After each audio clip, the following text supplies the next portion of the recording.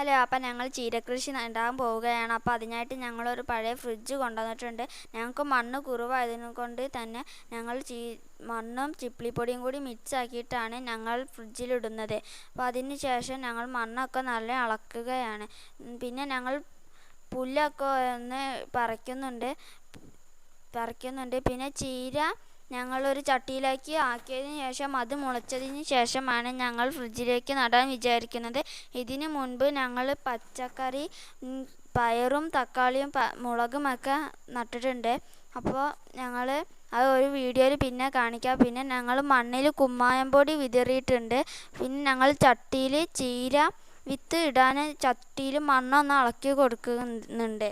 അപ്പം ചീര വിത്ത് ഞങ്ങൾ മഞ്ഞപ്പൊടി മിക്സ് ആക്കിയിട്ടാണ് ഇടുന്നത്. മഞ്ഞപ്പൊടി ഉറുമ്പ് വരാതെ ഇരിക്കാനാണ് ഞങ്ങൾ മഞ്ഞപ്പൊടി ചീരവിത്തിലേക്ക് ഇടുന്നത്. അപ്പം ഞങ്ങൾ ചീരവിത്ത് ചട്ടിയിലേക്ക് ഇട്ടിട്ടുണ്ട്.